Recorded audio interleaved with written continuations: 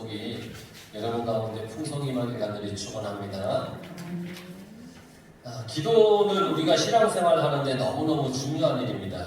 기도. 하나님을 믿고 예배드리고 거룩하게 살기 위해서 반드시 필요한 게 뭐냐면 기도입니다. 기도 없이는 하나님으로부터 아무것도 구할 수 없습니다. 가만히 있으면 주시지 않습니다. 하나님은 반드시 기도하라고 했습니다. 그러니까 기도를 통해서 우리는 하나님을 만나야 됩니다. 그러니까 기도하지 못하면 신앙생활은 하나님과의 단절이에요. 의미가 없어지는 거예요. 그러니까 기도를 우리가 소홀히 여기서는 절대 안 되는 겁니다. 그러니까 여러분, 내가 정해진 시간에 기도하기가 쉽지 않으면 기억하십시오. 우리가 매일 8시, 밤 8시 기도하는 시간 정했잖아요. 그때라도 우리가 기도해야 되는 거예요. 뭐냐면 기도는 하나님과의 이 끈을 놓지 않기 위해서 우리가 해야 되는 것이기 때문에 모세가 아말렉과의 전투에서 두 손을 들고 하나님 앞에서 기도했던 것처럼 두 손을 들고 항복한 것처럼 그러한 기도의 자세로 우리가 하나님을 만나야 되는 거예요. 리고렌 목사님이 이런 말을 했어요. 항복하는 자에게 하나님께서는 한없는 자유와 평화, 능력을 주시지 않는가. 그러니까 하나님 앞에 기도하는 사람에게 한없는 능력과 평화와 하나님의 자유를 주신다는 거예요. 우리가 무릎을 꿇어서 하나님께 기도하기만 하면 인생의 큰 고난일지라도 오히려 기도를 통해서 하나님의 위대하심을 보게 된다는 거예요. 그러니까 하나님께서 해결해 주시는 놀라운 경험을 하게 되는 거예요. 기도하는 삶이 무너지지 않는 한, 하나님을 향한 두 손이 내려오지 않는 한, 우리의 위기는 기회가 되고 우리의 아픔은 희망과 소망이 되는 거예요. 왜 이렇게 기도가 중요하냐? 기도는 신앙생활에 생명력을 주는 영적인 현장이기 때문에 영적인 현장에서 서 있으면 절대 능력과 주권자가 되시는 하나님께 무릎 꿇지 않을 수가 없는 거예요. 그러니까 우리가 늘 언제나 이 기도의 삶을 살아가야 되는데 우리가 사는 삶은 영적 전쟁이 이루어지는 삶 아닙니까? 우리의 영혼을 지키시는 하나님, 우리의 영혼을 병들게 하는 사탄의 계략이 있는 곳이 이 세상이에요. 나를 살리려고 하는 하나님이 있고 나를 무너뜨리려고 하는 사탄이 있는 곳이 이 세상이에요. 그래서 늘 영적 전쟁이 있어요. 그 현장이 무엇인지를 알아야 됩니다. 이 세상이 그저 먹고 마시고 즐기는 것이라고 여기서는 절대 안 됩니다. 이 세상은 저 천국을 향하여 가는 광야의 길입니다. 광야의 길은 편한 길은 아닙니다. 그러나 도움의 손길이 있고 이끌어가는 목자가 있으면 그 광야는 얼마든지 우리가 걸어갈 수가 있는 겁니다. 이 세상은 이 가나안을 향하여 가는 여정입니다. 앞에 적이 있을 수도 있고 물이 없을 수도 있고 때로는 먹을 것이 없을 수도 있고 요단강 같이 뭔가가 나를 가로막는 것이 있을 수도 있고 뺑 돌아가야 될 그런 상황일 수도 있고 뭐 이런 것입니다. 이게 광야입니다. 그래서 이 세상은 영적인 전쟁터입니다. 현장에 있는 거 중요합니다. 많이들 뉴스에서 얘기해요. 탁상 공론을 해서 아무런 문제를 해결하지 못한다. 뭐 그런 얘기를 하잖아요. 현장에 가보지도 않고 책상에서만 끄적끄적끄적 해서 뭔가를 해결을 하려고 하니까 이 현장의 긴박성을 알지 못한다는 얘기예요. 우리 인생의 싸움은 혈과 육의 싸움이 아니라고 그랬습니다. 에베소서 6장 12절에 보면 우리의 싸움은 혈과 육을 상대하는 것이 아니요 통치자들과 권세들과 이 어두움의 세상 주관자들과 하늘에 있는 악의 영들을 상대함이라. 우리의 싸움은 영의 싸움이라고 했습니다. 치고받는 어떤 육의 싸움이 아니라 영의 싸움. 따라서 이 영적인 싸움을 볼 수 있는 그 영적 현장이 없으면 우리 인생은 아무것도 아닐 수 있습니다. 영적인 현장이 있어야 됩니다. 그 영적인 현장이 어디냐면 기도의 자리입니다. 기도의 자리에 있어야 우리는 싸움의 승리를 위해 또 승리를 이루기 위해 나아갈 수 있습니다. 기도해야 영적 싸움에서 이길 수 있다는 얘기입니다. 이스라엘을 이끌고 출애굽을 하여서 가나안을 향하여 가던 모세는 이 사실을 다 잘 알고 있었습니다. 기도해야 된다는 걸 잘 알아요. 그는 기도의 현장이 모든 싸움의 승패를 결정짓는다라고 하는 것을 알고 있습니다. 그가 광야의 여정에서 아말렉으로부터 공격을 받았을 때 제일 먼저 한 일을 보십시오. 9절에 있는 말씀 아닙니까? 모세가 여호수아에게 이르되 우리를 위하여 사람을 택하여 나아가 아말렉과 싸워라. 내일 내가 하나님의 지팡이를 손에 잡고 산 꼭대기에 서리라. 하나님 앞에 서겠다는 겁니다. 전쟁입니다. 하나님의 능력을 의지해서 기도하겠다는 겁니다. 너는 군대를 이끌고 나아가라. 그리고 나는 하나님 앞에서 기도하겠다. 현실에서의 싸움과 영적 싸움 모두를 병행하는 것이 중요함을 이야기하고 있는 겁니다.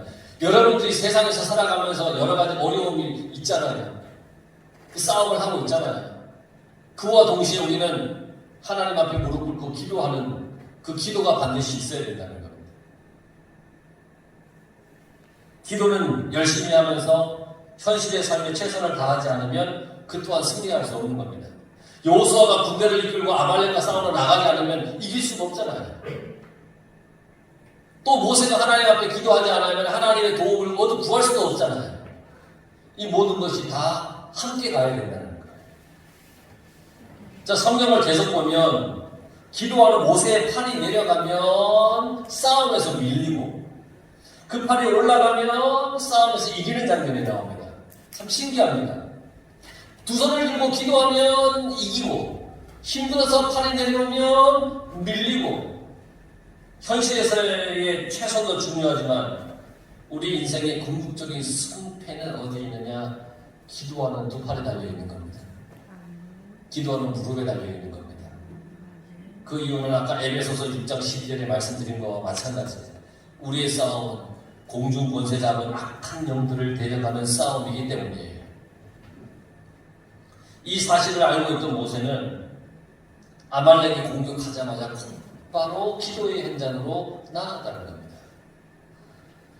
전쟁의 상황에서 두 손을 든 건 뭐냐면 하나님의 앞에 항복한다는 겁니다. 그러니까 모든 것을 다 맡기고 의지하겠다는 얘기입니다. 하나님 뜻대로 하겠다는 겁니다. 두 손을 들고 하나님께 나가겠다는 거예요. 하나님의 능력으로 싸워 달라는 겁니다. 하나님께서 싸워주시면 그것이 곧 승리이기 때문에 하나님 앞에 나가서 두 손 들고 하나님 도와주십시오라고 기도를 하는 겁니다. 여러분 기도의 자리로 나와야 됩니다. 기도를 부탁도 해야 됩니다. 기도하지 않으면 안 됩니다. 삶의 어떤 순간도 기도의 자리에서 떠나면 안 되는 겁니다. 그러니까 어떤 문제를 가지고 끙끙거리는 경우도 있는데 끙끙거리지 말고 하나님 앞에 가서 기도하십시오. 나 혼자 기도가 안 됩니까? 그럼 목사님 보고 기도해달라고 부탁을 하십시오. 기도해야 되는 겁니다. 모세의 항복하는 기도에서 하나님이 곧바로 응답을 하십니다. 두 손을 들고 기도하십니다. 11절 13절에 보면 하나님의 응답입니다. 하나님께서 친히 싸워주셔서 이스라엘이 이기는 사건. 이 사건은 우리에게 매우 중요한 것을 가르쳐 주시는데 모세뿐 아니라 누구든지 이 아말렉 전투를 치르게 되어 있습니다. 그래서 중요합니다. 여러분 생각해 보세요. 지금 이스라엘은 아말렉을 만나기 전까지 대단히 흥분해 있습니다. 하나님께서 애굽에서 10가지 재앙을 내렸죠. 그로 인해 430년 동안 노예 생활을 하던 그들이 자유를 얻었습니다. 홍해를 건너는 놀라운 경험을 했습니다. 마라라고 하는 쓴물이 단물로 바뀌어서 마실 물을 얻게 되었습니다. 먹을 것이 없다고 투덜투덜댈 때 하나님께서 만나를 내려주시고 메추라기를 내려주었습니다. 또 가다가 물이 없다고 궁시렁궁시렁대니까 하나님이 모세를 통해서 호렙산 바위를 딱 치게 하니까 바위에서 반석에서 물이 나오게 했습니다. 이 모든 것을 다 봤습니다. 그들의 경험은 대단한 겁니다. 당장 무슨 일이든지 다 이룰 수 있는 어떤 막 그런 흥분의 어떤 그런 순간이에요. 그리고 그렇게 좋은 상태가 계속 될 줄 알았습니다. 놀라운 일들을 통해서 막 흥분되고 뭐든지 할 수 있다고 하는 그 자신감과 그 자신만만함이 계속될 줄 알았습니다. 그런데 어느 날 갑자기 왜 이러지? 이게 아닌데? 그런 일들이 그들을 다시 당황하게 만들었다는 거예요. 예수 믿고 구원을 받으면 늘 푸른 초장 맑은 물가로 우리가 인도되어서 늘 살아갈 것 같아요. 그렇게 돼야 되는데 그렇지 않고 많은 시험과 연단을 통해서 하나님이 약속한 젖과 꿀이 흐르는 그 땅으로 갈 수 있으니 그런 하나님의 섭리가 이해되지 않을 때도 있습니다. 하나님이 나를 그냥 매일 푸른 초장 매일 푸른 맑은 물가로 인도해 주시면 좋을 텐데 막 때로는 막 어려움도 그 아말렉도 만나고 막 그래요. 막 힘든 것들이 얼마나 많은지 몰라요. 그러다 보니까 예배의 감격을 잊은 채 예배를 드리기도 합니다. 과거가 좋았다고 뒤를 돌아보기도 하고 끝도 없는 광야길에 몸과 마음이 지쳐버리기도 합니다. 그럴 때 우리를 뒤에서 덮치는 아말렉이 있습니다.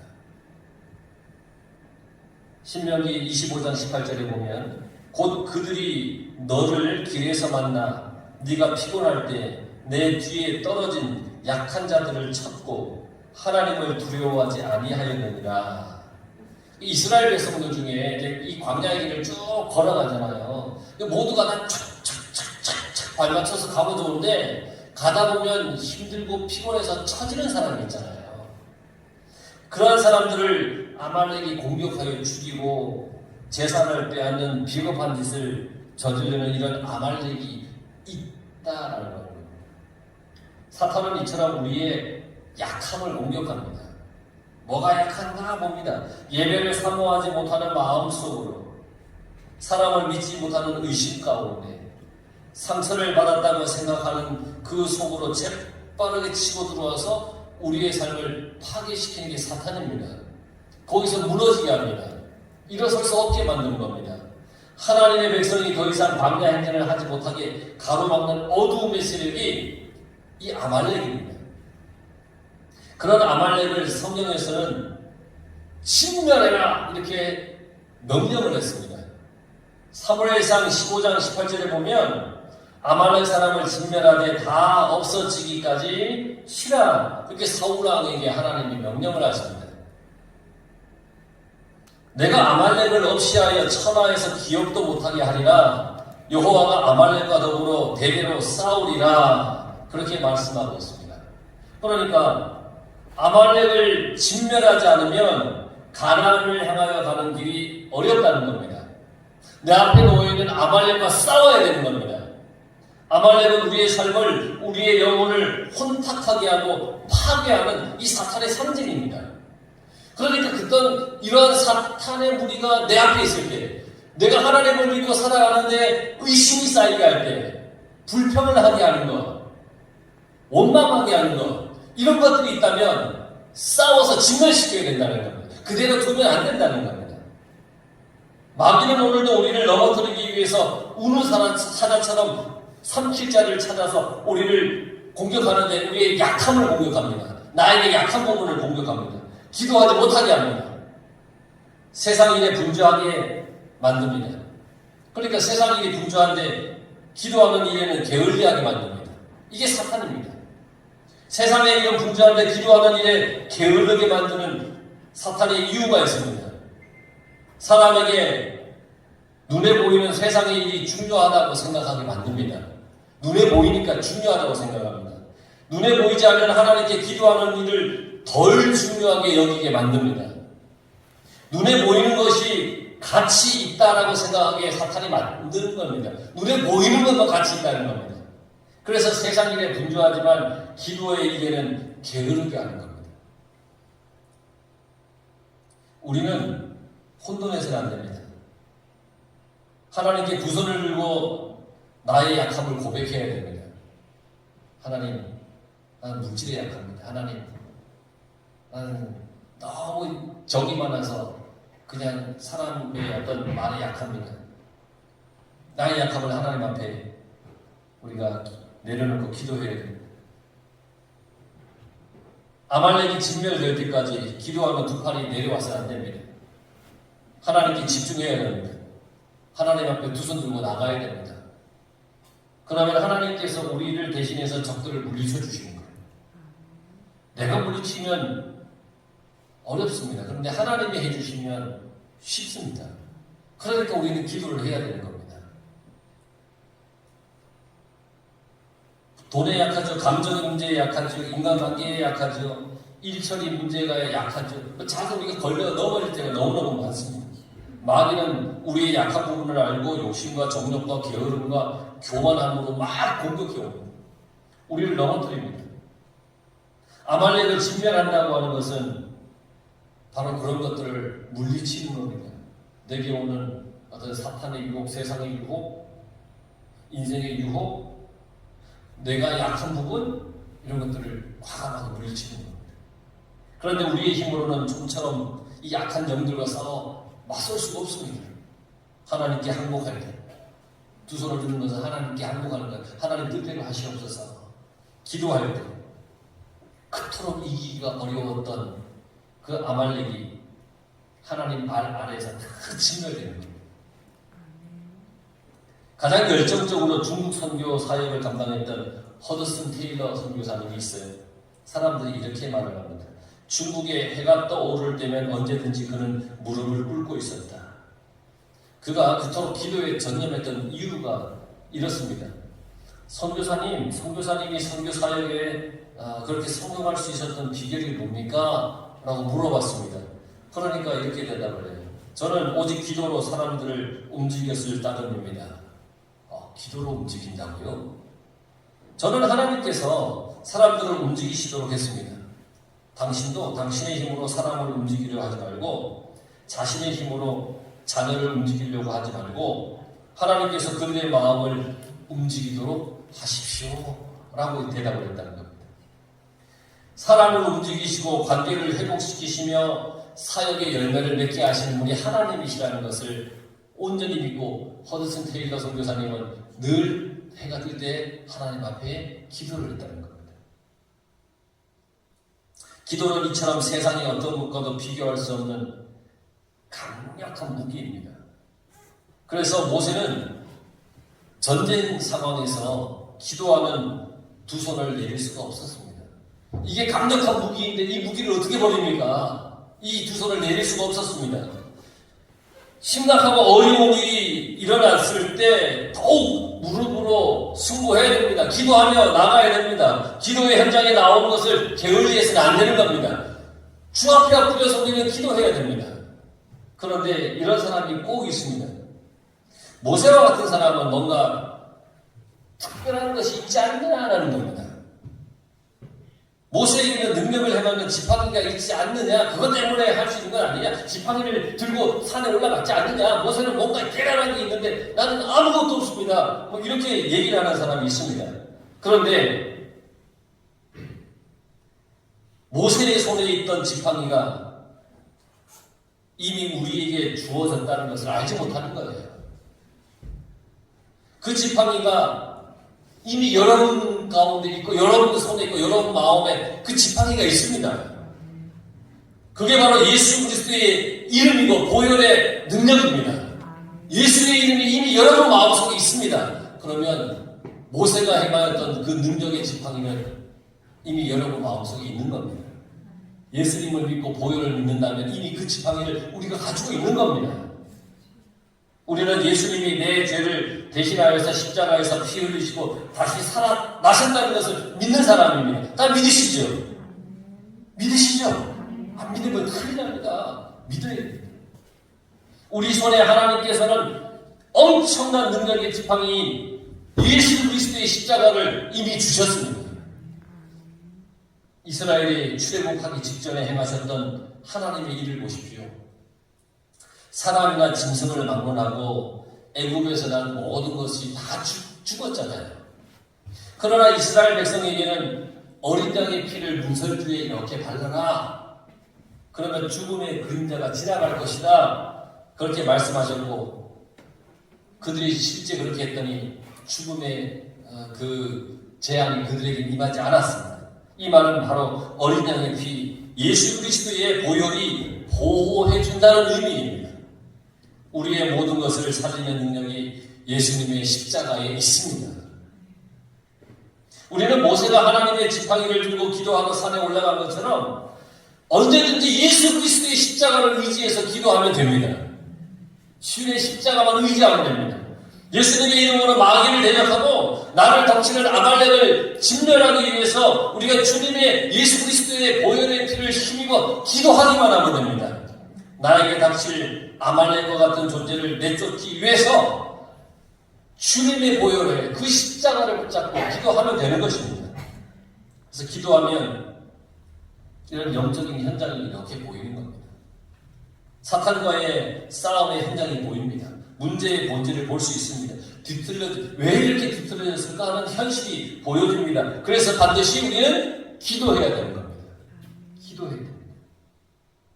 아들 때문에 애태우던 한 어머니가 있었는데 그녀는 아들을 순종의 아들, 복이 있는 아들로 키우기 위해 온갖 노력을 다 했습니다. 할 수 있는 것, 인간적으로 할 수 있는 걸 다 했어요. 근데 노력을 할수록 이 아들과의 이 마찰은 예상하지 못한 곳에서 막 팡팡팡 터져나가는 겁니다. 이 사춘기에 접어든 아들의 반항은 늘어났고 그 반항을 어떻게 할 수가 없어요. 결국 그 어머니는 아들의 문제를 놓고 하나님 앞에 기도를 합니다. 하나님, 저는 더 이상 할 수가 없습니다. 하나님의 아들이 오니 하나님께서 이 아들을 변화시켜 주십시오. 이렇게 기도를 했습니다. 기도할 수밖에 없었어요. 시작했어요. 정말 하나님께 항복하는 심정으로 기도했어요. 하나님, 난 못하겠습니다. 아들에게 매달리던 에너지를 기도하는 데 쏟았습니다. 그런데 놀랍게도 이 아들을 위해 기도하기 시작하자 아들의 문제가 아닌 자기의 죄의 문제가 보이더라는 겁니다. 자기의 약한 부분, 약함이 보이더라는 거예요. 어릴 적 자신이 부모에게 불순종했던 모습, 남에게 반듯하게 보이려고 싶은 그런 안목의 정력으로 아들을 키우려고 했던 그 마음이, 세속적인 그 동기들이 보이더라는 거예요.